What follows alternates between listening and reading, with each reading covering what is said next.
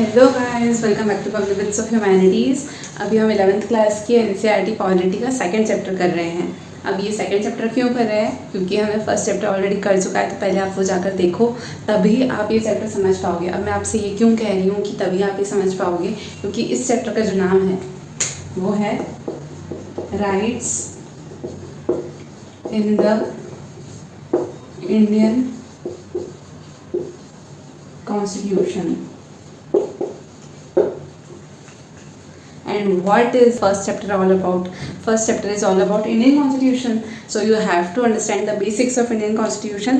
So please go and watch the videos. After that only you can watch this video. ठीक है, पर बाकी मैं तो भी थोड़ा सा इंट्रोडक्शन दे देती हूँ कि व्हाट इज़ कॉन्स्टिट्यूशन।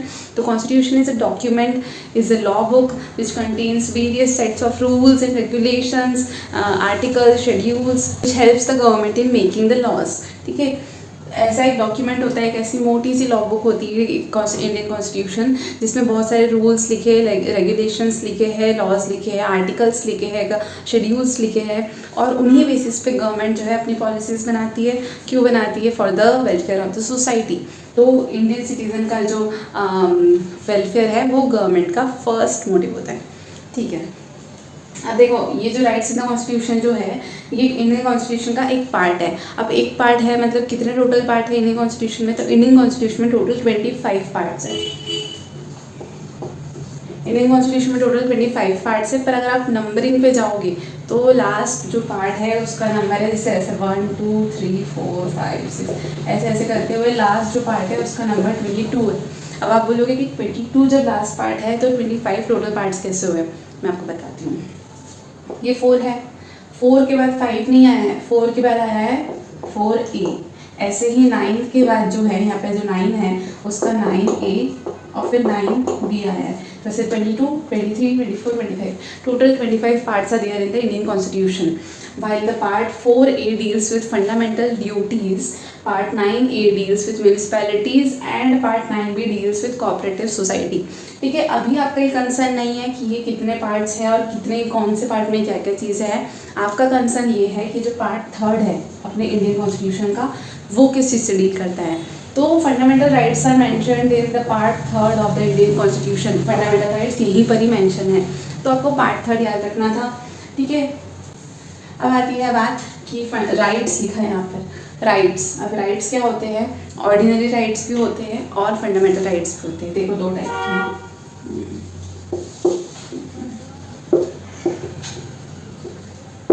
ऑर्डिनरी और लीगल राइट, और सेकेंड है fundamental rights. So there are 2 types of rights in our constitution. First is ordinary और legal right, and as the name suggests, नाम से ही समझ में आ रहा है कि ordinary right है, legal right है अपना, ये कॉन्स्टिट्यूशन में मेंशन्ड है। Ordinary rights are implemented by the laws, various laws of our country, various legal laws of our country, while the fundamental rights are being implemented and protected and guaranteed by the constitution of India. Ordinary right समझ में आ गया कि एकदम basic जो rights होते हैं वो होते हैं जो हर सिटीजन के पास होते हैं, पर वो वॉयलेट हो सकते हैं। और फंडामेंटल राइट्स भी वॉयलेट हो सकते हैं, are justiciable in nature. Fundamental rights of justiciable in nature. Justiciable मतलब क्या होता है कि if someone violates the fundamental right then you can directly approach to the Supreme Court. अब देखो, मैंने यहाँ पे वर्ड किया डायरेक्टली अप्रोच मतलब क्या? देखो, अगर आपने फेडरलिज्म का चैप्टर पढ़ा था, 10th चैप्टर में पढ़ा ही था, 10th क्लास में आपने फेडरलिज्म का चैप्टर पढ़ा था, उसमें आपने पढ़ा था ये centre, state, local. There are 3 levels of the government. देखो, लोकल पे आ गया डिस्ट्रिक्ट कोर्ट, स्टेट में आ गया हाई कोर्ट, यहाँ पे आ गया सुप्रीम कोर्ट। अगर आपको कोई भी दिक्कत है तो you first go to district court, then you go to high court. If you are not satisfied with their answer, then you go to supreme court. That is, you follow the pattern or the chain that is given here. But when it comes to fundamental right, if your fundamental rights are violated, अगर तुम्हारे fundamental rights का हनन हुआ है तो you can directly approach to the supreme court or you can also go to high court. Okay. Fundamental right justiciable हो गए, मतलब अगर आपने किसी के भी फंडामेंटल राइट के साथ छेड़छाड़ करी तो आप बिल्कुल जेल जाओगे, बहुत अच्छी खासी पनिशमेंट भी मिलेगी आपको। ये फंडामेंटल राइट्स की बात आ गई, पर अब ये भी ज़रूरी है कि जो राइट्स है इसका कॉन्सेप्ट अपने इंडिया में आया कैसे। देखो, अपने कॉन्स्टिट्यूशन में बहुत सारे जो प्रोविजंस है वो इधर उधर के कॉन्स्टिट्यूशन में से लिए गए हैं। तो ये जो फंडामेंटल राइट्स का जो कॉन्सेप्ट है ये किससे सिमिलर है? Bill of rights. Bill of rights, bill of rights कहाँ है? यूएस की कॉन्स्टिट्यूशन है। यूएस की कॉन्स्टिट्यूशन में बिल ऑफ राइट्स मेंशन्ड है, उसको उसी चीज़ को हमने अपने इंडियन कॉन्स्टिट्यूशन में अडॉप्ट किया, तो उसका नाम दे दिया हमने फंडामेंटल राइट्स। अब देखो, ये जो बिल ऑफ राइट्स का जो कॉन्सेप्ट था इससे हमको रूबरू किसने करवाया? मोतीलाल नेहरू ने। मोतीलाल नेहरू की एक कमेटी बनी थी 1928 में। उन्होंने क्या कहा था कि बिल ऑफ राइट्स इसका प्रोविजन हमारे इंडियन कॉन्स्टिट्यूशन में भी होना चाहिए। अब ये मत पूछना कि मोतीलाल नेहरू कौन है। मोतीलाल नेहरू जवाहरलाल नेहरू के फादर हैं, जिन्होंने अपने कॉन्स्टिट्यूशन बनाने में बहुत ज़्यादा हेल्प करी थी। ठीक है, तो ये हो गया।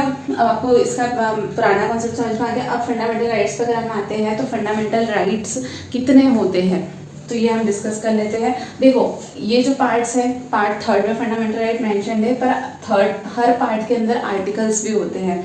तो article number 12 to 35, article 12 to 35 deals with fundamental rights. Fundamental rights 12 से 35 में होते हैं और फंडामेंटल राइट्स टोटल होते हैं 6। अब आप पूछोगे कि 6 ही थे क्या हमेशा से? तो नहीं, ऐसा नहीं था। पहले जो फंडामेंटल राइट्स थे वो 7 थे और फिर 6 हो गए। इसका मतलब क्या कि एक जो फंडामेंटल राइट है वो डिलीट हो गया। अब डिलीट क्या हुआ, क्यों हुआ, कैसे हुआ, वो मैं आपको बता देती हूँ।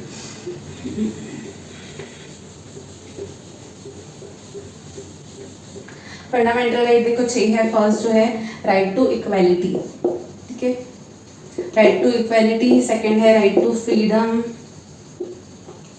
थर्ड है right against exploitation. Right to exploitation मत कर देना, गलत मीनिंग हो जाएगा। Right against exploitation. फोर्थ है right to freedom of religion. Fifth है कल्चरल एंड एजुकेशनल राइट्स। और सिक्स्थ है constitution, right to constitutional remedies.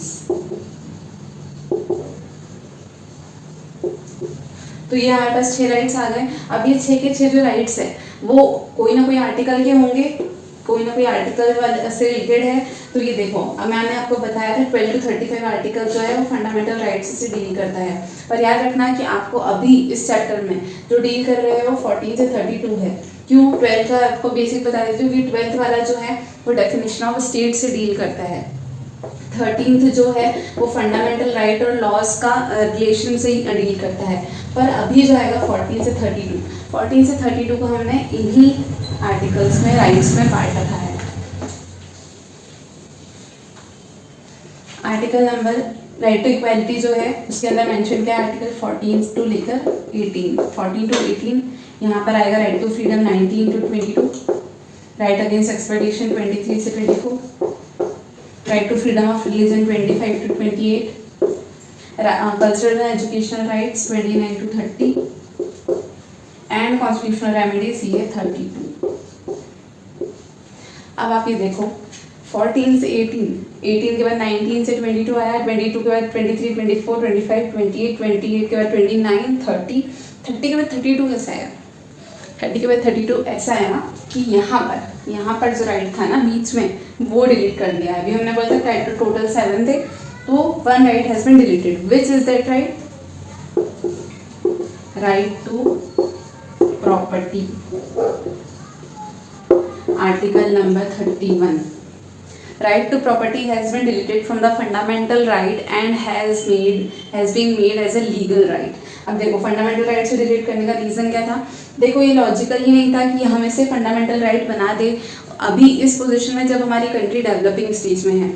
Once we become developed, then there is no problem of putting this fundamental right into the fundamental right category. But till now, when we are on that developing stage, we have kept this right in the category of ordinary or legal right. तो अब जब category में है, जब constitution में mention है, तो कोई ना कोई तो आर्टिकल होगा। तो ये याद रखना कि राइट टू प्रॉपर्टी जो है वो आर्टिकल 31 से हटकर यहाँ से डिलीट होकर article number 300 sub clause article number 300 clause A में पहुंच गया है, ठीक है। राइट टू प्रॉपर्टी यहाँ पर पहुंच गया है, यहाँ पे लीगल राइट बन गया है। अब देखो ये जो चेंजेस होते हैं कॉन्स्टिट्यूशन में, अगर कोई भी चेंजेस करना हो तो कैसे होते हैं, अमेंडमेंट से। अमेंडमेंट क्या होता है, कोई भी चीज़ को इरेज करना, कोई भी चीज़ को कट करना। जैसे कि मैंने यहाँ पर अगर ये चीज़ हटाई है तो मेरा फर्स्ट चेंज हुआ, ये चीज़ हटाई है तो मेरा सेकेंड चेंज हुआ।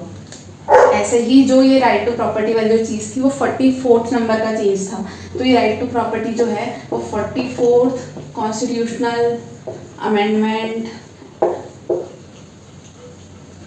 एक्ट 1978 है। This fundamental right has been deleted by the 44th Constitutional Amendment Act of 1978 and has been made as a legal right under Article 300 Clause A। आपको आ गई बात समझ में? तो ये फंडामेंटल राइट जो था, राइट टू प्रॉपर्टी वो डिलीट हो गया। 1 2 3 4 5 6 राइट्स है अभी हमारे पास। अब हम देखो एक एक राइट के अंदर के अंदर का पढ़ेंगे। जैसे कि इक्वालिटी पढ़ लिया मैंने, ये आपको सीक्वेंस वाइज याद करना है, बिल्कुल ऐसे मत सोचना कि या ऊपर नीचे आगे पीछे हो जाएगा तो चलेगा।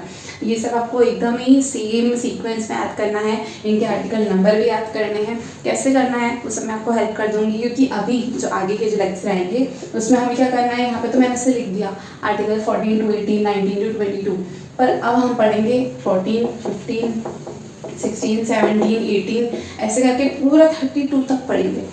तो ये चैप्टर काफ़ी लेंदी है, क्योंकि इस चैप्टर में डील सबसे पहले किससे किया है, फंडामेंटल राइट से डील किया है।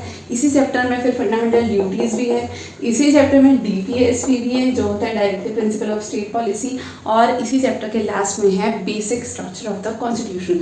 तो अच्छा ऐसा चैप्टर है, पर हम बहुत ही इजी तरीके से पढ़ेंगे, बहुत अच्छे से इसको ख़त्म कर देंगे, आपको याद हो जाएगा ये नहीं। तो आप देखते रहिए, लाइक कर दीजिए, सब्सक्राइब कर दीजिए, कमेंट कर दीजिए। Bye bye.